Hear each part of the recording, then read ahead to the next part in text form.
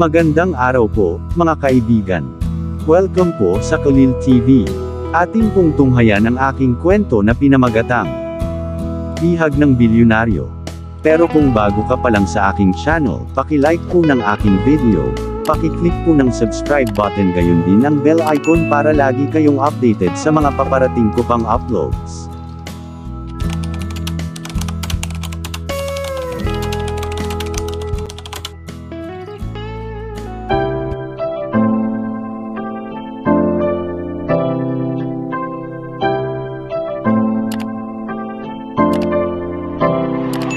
Kalil TV.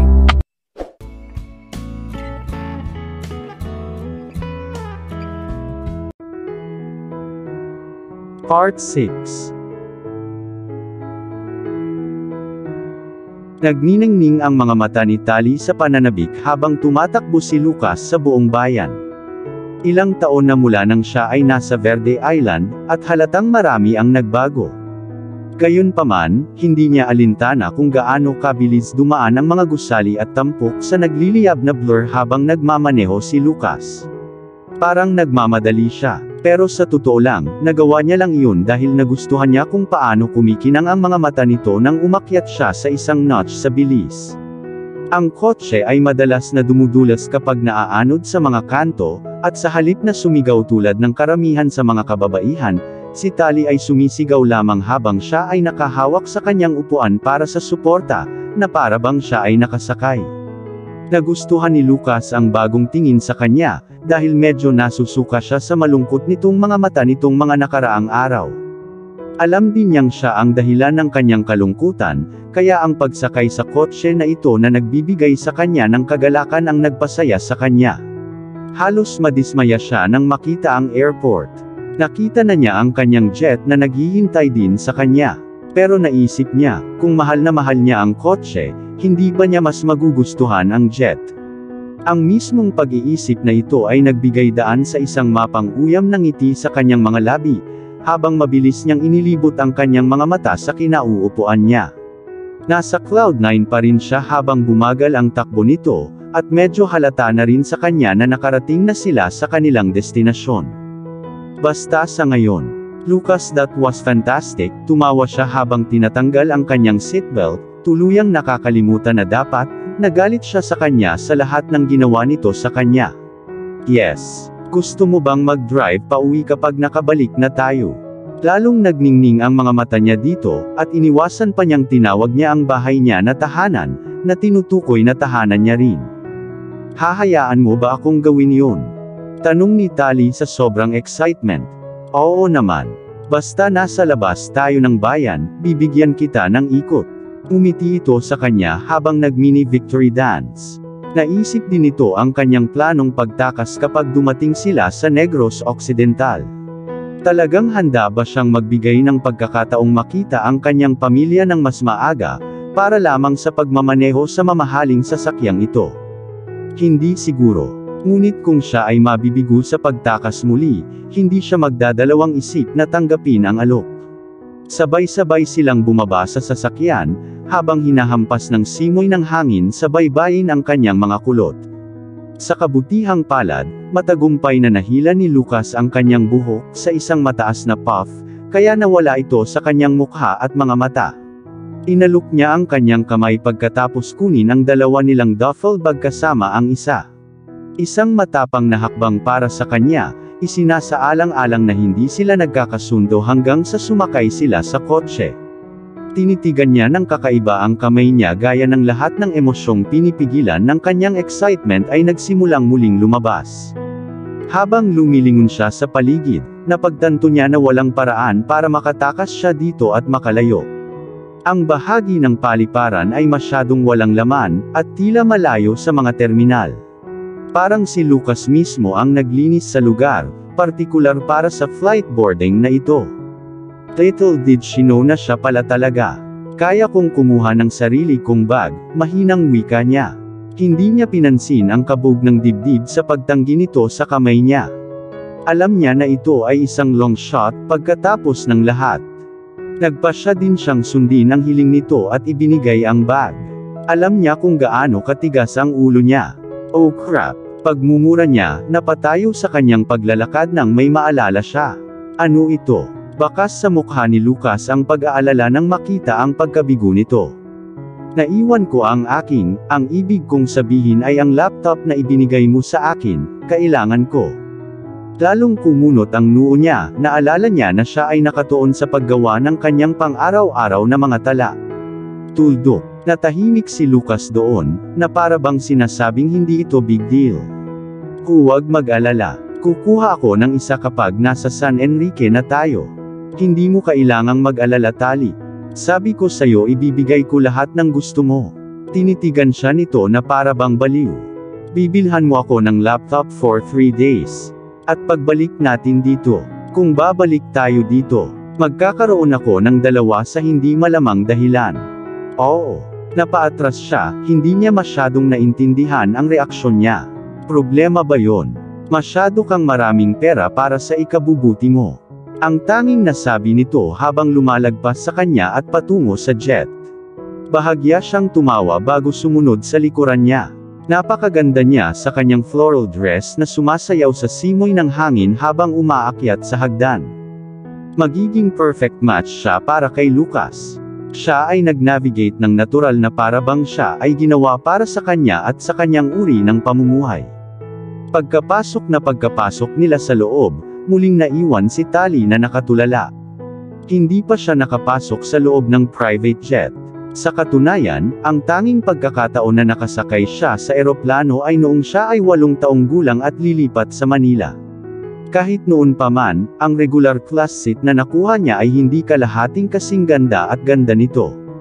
Loaded ka talaga, no? Bumulong siya sa sobrang tahimik na halos hindi niya marinig habang nakanganga siya sa lahat. Idinaan niya ang kanyang mga kamay sa leather white na upuan kung saan naiisip niya ang kanyang sarili na nakaidlip. Kung ganito ang pamumuhay ni Lucas sa lahat ng oras, paanong wala itong manliligaw sa buhay niya? Tiyak na ang mga babae ay palaging nasa gilid niya. Maliban, ayaw ni Lucas sa kanila. Sa katunayan, siya ay isang napakakaakit-akit, matagumpay na lalaki na palaging may mga babaeng nagnanais sa kanya. Ngunit wala siyang pakialam sa kanila. Kung tutuusin, mas nagustuhan niya si Tali nang mapagtanto niyang hindi siya natinag ng kanyang kayamanan. Pinaliguan niya siya ng mga regalo at medyo nilinaw sa kanya na makukuha niya ang anumang kailangan niya mula sa kanya. Gayunpaman, tila hindi iyon nagpapahina sa kanya. Oo, aaminin niya ang kanyang kayamanan, ngunit pagkatapos ng kanyang unang pagkabigla, tulad ng kotse at ngayon ng jet, babalik na lang siya sa kanyang normal na sarili. Hindi niya gusto ang pera niya. At ang simpleng katotohanan iyon ay nagpakita kay Lucas na hindi niya maaaring subukan at gamitin ito sa kanyang kalamangan. Kailangan niyang nakawin ang puso niya sa tamang paraan. Makukuha pa rin niya ang anumang kailangan niya, ngunit alam niyang hindi niya ito maakit sa kanya gamit ang kanyang pera. Hindi sa sinadya niya. Maaari mong gawin comfortable ang iyong sarili. Kakausapin ko lang ang pilot ko, pagpapaalam ni Lucas sa kanya. Don't try anything, dagdag niya na may kaunting babala. Pagkatapos ay sumagi sa isip ni Tali na nasa lupa pa rin sila, at nang wala na siya sa paningin ni Lucas, madali siyang tumakbo para dito. Ngunit nauuna ng isang hakbang si Lucas sa kanya. Sinigurado niyang nakalock ang lahat bago mabilis na tinungo ang harapan upang makita ang kanyang piloto. Gayunpaman, si Tali ay abala pa rin sa pagmamasid sa jet upang subukang buksan ang pinto. Nang bumalik si Lucas at hindi nakita si Tali na nakaupo, nagkaroon siya ng kaunting anxiety attack. Tali, tawag niya, hinubad niya ang makapal na kurtina para tingnan kung nasa kabila siya. Maliban, siya ay hindi. Talita, tumawag siya ng kaunti habang nagmamarcha sa eroplano. Nakahinga siya nang maluwag nang itulak nito ang ulo niya sa pintuan na patungo sa banyo. Nakita niya ang isang kislap sa mga mata nito na nakilala niya kahit na matapos ang lahat ng mga taon na ito, kapag may natuklasan siyang bago sa kampo. Alam mo bang may heater ang toilet? Excited na tanong niya. I mean syempre ikaw. Sa'yo na yan. Tumawa siya bago bumalik sa banyo. Hindi napigilan ni Lucas na matawa. Halika maupo ka Tali. Aalis na tayo. Hinintay niya itong lumabas, at pinanood niya ang paglabas nito na nakahalukip-kap ang mga kamay at bahagyang nakapaut ang bibig. Ayokong sumama sa'yo. Gusto kong pumunta sa pamilya ko. Siya ang tunog at mukhang ang pinaka-cute na 3 taong gulang, ngunit si Lucas ay nagkaroon ng ganitong pag-uusap ng napakaraming beses sa kanya. Nalampasan na natin ito. Oo, alam ko. Hindi ko kaya. Kailangan mo ako. Ilaan mo sa akin ang mga detalye. Pang-iinis niya, kinukusot ang kanyang mga kamay sa paraang nanunuya habang isinasandal ang kanyang likod at umupo sa upuan. Agad siyang napaungol dito nang maramdaman ang lambot nito. Gusto mo nang makakain. Tumango siya. Maaari akong kumain ng merienda. Tiningnan ni Lucas ang kanyang relo, nakitang hindi pa oras para lumipad. Mayroon siyang 1 minuto o 2 na natitira, at dahil pinaalis niya ang lahat ng kanyang mga air staff matapos ang takot na baka makita ng isa sa kanila si Tali, at makilala siya mula sa balita, kailangan niyang gawin ang lahat sa kanyang sarili. Not that he minded. Gagawin niya ang anumang hiling ni Tali sa kanya. Maliban sa pabayaan siya, syempre. Bumalik siya na may dalang mga merienda at inumin, dahil hindi niya alam kung ano ang gusto nito. Nagkaroon siya ng nalilibang na kinang sa kanyang mga mata nang makita siya. Alam mo nung sinabi kong snack, isa lang ang ibig kong sabihin. Nakangiti siya habang kumukuha ng isang bag ng chips mula sa kanya. Ipinatong niya ang natitira sa mesa sa pagitan nila habang nakaupo sa tapat niya. Nagustuhan niya na hindi siya tutol sa pag-upo niya roon. Maraming mga lugar sa eroplano na maaari niyang maupuan. Gayunpaman, na-appreciate niya ang pagiging malapit nito sa kanya, habang pinagmamasdan niya ang tingin nito sa bintana nang umalis ang jet. Pagkalipas ng 2 oras at maraming tanong, papaalis na sina Tali at Lucas sa airport sakay ng kotseng naghihintay sa kanila. Si Lucas ay karaniwang hindi gustong manatiling gising sa mga eroplano. Palagi siyang natutulog o umiinom siya ng ilang mga tableta para makatulong sa pagkilos. Gayunpaman, napagtanto niya kung gaano niya kamahal ang paglalakbay kasama si Tali. Nang nasa himpapawid na sila, nalaman niyang sisigaw siya, titig o bumubulusok sa tanawin at mga ulap. Sa tuwing madadaanan o masisilayan man lang nila ang isang isla, tatanungin siya nito tulad ng, anong isla iyon, nakapunta na ba siya doon at iba pa. Kadalasan ay wala itong sagot para sa kanya, ngunit natutuwa siya na talagang nakikipag-usap ito sa kanya para sa pagbabago. Alam niyang hindi ito magtatagal. Ang kanyang masayang mood ngayon ay dahil lamang sa pagmamadali mula sa sasakyan at sa jet, ngunit maaalala niya sa lalong madaling panahon na siya ay nagalit sa kanya, at bumalik sa kinaroroonan nila kaninang umaga. Hindi tulad ng Ferrari na dinala nila sa paliparan sa Verde Island, ang naghihintay sa kanila dito sa Negros Occidental ay isang Land Cruiser, partikular na hiniling ni Lucas. Medyo napansin ni Lucas ang katahimikan na namagitan sa kanila habang nasa biyahe papuntang hotel. Kakatwa, hindi komportable. Nakatitig lang si Tali sa lahat habang dinadaanan nila ito. Banyagang lupain sa kanya. Nadama ni Lucas ang pakiramdam ng tahanan at pag-aari mula sa sandaling siya ay lumapag. Kahit na mas gusto niya ang Verde Island, dito siya ipinanganak, at palagi siyang magiging rural worker magpakailanman. Inakay siya nito sa loob ng hotel habang hawak ng doorman ang pinto pabukas. Maayong adlaw sir, ma'am, bati niya nang madaanan siya nina Lucas at Tali. Tumango si Lucas bilang pagsang-ayon habang inaakay si Tali sa receptionist, nakapatong ang kamay nito sa maliit na likod nito. Ano ang sinabi niya? Bulong niya ng malakas para marinig niya. Napangiti si Lucas sa tanong niya. Ang pinakapangunahing pagbati Tali. Sabi niya magandang araw. Panipit. Oh, kinagat niya ang kanyang mga labi, medyo nahihiya na nakita niyang nakakatawa ito na hindi niya alam yon. Paano ko malalaman? Pinag-cross niya ang kanyang mga kamay ng matigas ang ulo, at nakita niyang nasaktan siya nito. I'm sorry. I did pero nakalimutan ko lang. Nagtanggol siya. Nakita niya na mahihirapang makisama sa isang bayang nagsasalita ng Hiligaynon sa loob ng 3 araw. Ang kanyang mga pagkakataon na sabihin sa isang tao ang sitwasyong kinaroroonan niya sa pag-asa na makakatulong sila ay magiging mas mahirap kaysa sa inaakala niya. Si Lucas ay hindi masyadong nag-alala tungkol sa pagtatago sa kanya mula sa matagal na mga mata dito, dahil ang Tagalog na balita ay malamang na hindi agad makikita sa Negros Occidental. Kaya't ang mga pagkakataon na may makakilala sa kanya bilang isang nawawalang tao ay zero sa wala. Ganun pa man, nag-iingat pa rin siya, kaya naman napagdesisyonan niyang huwag na itong palabasin ng kanilang suite maliban kung kasama niya ito. Pagkatapos mag-check-in, dinala sila sa pinakataas na palapag kung saan andoon ang kanilang suite. Naisip ni Lucas na mas madaling manatili sa isang hotel kaysa sa tahanan ng kanyang pamilya, dahil maaaring mas komportable ito para kay Tali. Sakop din ng hotel ang mga pagkain at entertainment, kaya hindi siya nagdalawang isip na magpabook ng kwarto si Maddie nang malaman niya ang tungkol sa mga meeting. So ito ang iyong kwarto, anunsyo niya habang tinutulak ang pinto ng kwarto. Napabuntong hininga si Tali habang napahiga sa kama, nakaramdam ng pagod sa lahat ng paglalakbay. Sa tabi mo lang ako kung may kailangan ka. Teka, nasa iisang suite tayo. Akala ko nasa tapat ka ng hall or something, kumunot ang noo niya. Naisip ni Lucas ang lahat.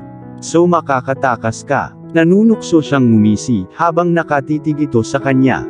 Hindi yun nakakatawa. It will be one day. Walang one day, at kung mas maaga mong makuha iyon, mas makakabuti ito para sa ating dalawa, sambit niya. And just like that, bumalik sila sa kung saan sila nagsimula. Isang buong 24 na oras mula nang mag-isa si Tali sa isa pang malaking silid. Nainis siya sa paglaktaw sa mga channel, at lahat ng pagkain niya ay dumiretso sa kanyang silid. Kaya alam niyang ang intensyon ni Lucas ay panatilihin siya sa suite na ito muli, katulad sa bahay nito sa Verde Island. Narinig niya nang pumasok siya kagabi bandang 10:00 ng gabi. Nang siya ay sumilip at sinubukang lumayo, sa pag-aakalang pagod na siya para tingnan siya, nagkamali siya. Nakalock ang pinto mula sa loob. Paano niya nagawa yun? Bilang karagdagan, ang lahat ng mga bintana ay maaaring magamit upang magpakamatay bilang isang ruta ng pagtakas. Mga 12 palapag sila, kaya, bumalik siya sa kanyang silid at nanatili doon. Gaya ng ipinangako, naibigay ni Lucas sa kanya ang laptop, ngunit hindi niya ito ginamit. Pinunasan siya nito sa maling paraan ng paggamit ng isang bagay na hindi niya kakailanganin pagkatapos nilang umalis. Kaya, iniwan niya ito sa tabi ng kanyang pintuan na may dalang sulat na nagsasabi sa kanya na ibalik ito. Sa halip, ini-record niya ang kanyang pang-araw-araw na log sa isang piraso ng papel na nakita niya sa isang libro, at nagpa siya na ililipat niya ang impormasyon sa laptop pabalik sa bahay ni Lucas kapag nakabalik sila doon, kung hindi siya makakalaya noon. Ika-6 na araw. Kaya nagkaroon ng pagbabago sa setting. Nasa ibang bayan ako, Negros Occidental to be exact. Ito ang bahay ni Lucas. Alam ko, dahil nagkukwento siya sa akin tungkol sa bayan noong bata pa kami sa kampo. Sa oras na iyon, lagi akong nasa sabik sa pagbisita sa isla. Ngunit ngayon kapag sa wakas ay nakakuha ako ng pagkakataon, ito ay hindi pareho. Isa pa, nagkulong ako sa kwarto. Well, to be exact, nakakulong ako sa isang penthouse suite sa pinakamataas na palapag ng hotel. Ano ang mapapanaginipan ng sinumang babae? Well, hindi ako. Kung ito ay iba pang mga pangyayari, makikita ko ang tanawin, nasasarapan sa mga komportableng naghahanap ng mga sopa at umaakyat sa anumang bagay na mas matangkad sa akin. Ngunit wala akong ganang gawin iyon, kaya nagkulong ako sa kwarto, at hindi na ako umalis mula noon. Matigas ang ulo. Yun ay ako. Sino ang sisisi sa akin? 6 na araw na ang nakalipas bilang bihag ni Lucas, at parang baliw na miss ko ang pamilya ko. Inaamin ko, nakakatuwa ang kilig na naramdaman ko kahapon nang ihatid niya ako sa mabilis niyang kotse, at isinakay sa private jet niya. Nakalimutan ko saglit na biktima pala ako at nag-enjoy sa karangyaan. Pero sa nararamdaman ni Lucas na may chance siya sa akin, madidismaya siya. Bagong plano sa pagtakas. Hindi sa puntong ito. Pero hindi ibig sabihin nun sumusuko na ako. Nag-cruise ang mga daliri. Tali. Napasigaw siya sa tunog ng boses ni Lucas habang ipinasok niya ang kanyang bagong tapos na log sa kanyang duffel bag, na nag-iisip na i-record ito sa laptop kung magkakaroon siya ng pagkakataon.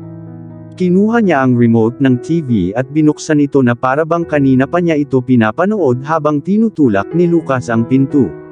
Iniwasan niya ito, bagay na nakasanayan na nilang dalawa habang nakatayo ito ilang di pa ang layo sa kanya.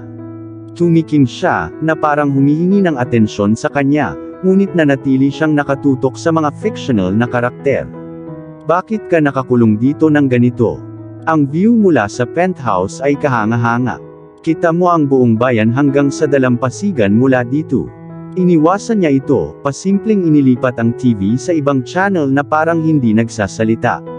May mas malaking TV din sa sala, sinubukan niyang muli, gusto niyang samantalahin ang kamanghamanghang suite. Siya ang dahilan kung bakit niya ito nakuha noong una. I'm not interested, nakangusong sagot niya. Napabuntong hininga siya, pakiramdam niya ay talo na siya nang maupo siya sa tabi niya sa napakalaking kama. Medyo lumayo siya, na gaya ng dati, nakakasakit ng damdamin niya. Naparito ako para isama ka sa tanghalian. Pwede ba? Tanong niya, malumanay at nagmamakaawa ang kanyang mga mata. Ang pag-iisip na nasa labas ay bahagyang nagpasigla sa babaeng kulot ang buhok. Sa wakas ay lumingon siya para salubungin ang mga mata nito, at mas nagulat siya sa kasuotan nito. Isang malutong at mamahaling business suit ang isinuot niya, at inamin niya na mukhang boss siya. Ang bumbilya pagkatapos ay naiilawan ang kanyang utak sa realisasyon. CEO ka ng isang negosyo, di ba? Anong negosyo yan? Dapat napakalaki kung ganito ka kayaman. Pag-uusap, ito ay isang pag-uusap, at nagustuhan ito ni Lucas. Well, yes I am, pero hindi dito sa Negros Occidental. Nang maghiwalay ang aking mga magulang, hinati nila ang negosyo sa dalawang magkahiwalay na franchise. Namana ko ang software franchise ng tatay ko nang mamatay siya. I still own that 100%. Nandoon ang headquarters namin sa Verde Island. Iyan ba ang dahilan kung bakit ka lumipat doon? Ipinilig niya ang kanyang ulo sa gilid habang ang malalaking kayumanggi niyang mga mata ay kumikinang sa purong kuryosidad. Walang pang-aalipusta, walang inis, isang pamilyar na kinang lamang nang nagtatanong na tingin ni Tali. Oo at hindi. Maaari akong manatili dito at lumipad lamang sa Gutierrez Enterprise kapag kailangan ko, ngunit parang nasa bahay ang Verde Island. Doon ko nalaman ang pinakamasayang alaala ko. Bumagsak ang tingin ni Tali nang makilala niya ang ibig nitong sabihin. Gayunpaman, ayaw niyang matarante siya, kaya mabilis niyang binago ang usapan. Ang aking ina ang nagpatakbo ng kanyang negosyo mula dito. Ngunit noong siya ay namatay, ibinente ko ito. Ang ilang mga papeles ay nagulo sa proseso at kaya tayo ay narito. Hindi ko alam na pagmamay-ari mo ang kumpanyang iyon. And it's so obvious, natawa siya sa naisip. Noong intern ako a couple years ago, ginamit ng negosyong pinagtrabahuhan ko ang produkto mo. Hindi pa rin sumagi sa isip ko hanggang ngayon. Tumango siya, feeling proud of the moment. Ibinebenta namin ang aming mga serbisyo sa daan-daang negosyo sa buong mundo. Ito ang kilala sa amin. Gayunpaman, hinayaan ko ang aking Chief Operating Officer at Chief Business Officer na humarap sa pang-araw-araw na operasyon. Pumapasok lang ako sa mga board meeting at kung mayroong isyong hindi kayang hawakan ng COO at CBO. Panipi, medyo madaling trabaho yan ha? Tanong niya sabay tawa ng mahina, at binigyan niya ito ng ngiti kasama ang isa sa mga bihira niya. Hindi tulad ng iniisip mo. Karamihan sa mga desisyon ay kailangan pang dumaan sa akin, at ang pagsuri sa mga monthly reports ay hindi masaya. Sinubukan niyang magbiro at talagang natutuwa siya nang tumawa ito. That's good for you, Lucas. Hindi pa ako nakakarating doon, ngunit nakakatuwang malaman na nakamit mo ang iyong mga layunin. Salamat na buhayan ng loob ang isip niya na hinangaan ni Tali ang ginawa niya. Kahit na panandalian lang ito hanggang sa mawala ang curiosity niya, at maalala niya ang ginawa nito, pinigilan niya ang sandaling yon. Siya ay nagpasya na saluhin siya sa kanyang magaan na mood at alisin ang anumang pagkakataon na magalit muli sa kanya. Isasama mo ba ako sa alok na pumunta sa lunch? Saglit na pinag-isipan ni Tali ang naisip habang muling nakatuon ang kanyang mga iniisip. Yes sure. Bigyan mo lang ako ng segundo para magpalit. Ang suot mo ay perpekto, nagbigay siya, gustong bawasan ang anumang pagkakataong magbago ang isip niya. Bumaba ang tingin niya sa kanyang tank top at leggings na bahagyang nakasimangot. Talaga, of course, sincere naman siya sa sagot niya. Para sa kanya, maganda siya sa anumang bagay. Okay, nagkibit-balikat siya, pero kailangan mo pa akong bigyan ng 1 minuto para magsuot ako ng bra. Nadulas ang mga salita bago pa niya ito mapigilan, at tiyak na narinig iyon ni Lucas. Nang hindi namamalayan, bumagsak ang tingin nito sa buong dibdib nito, nakitang wala na silang strappy na damit.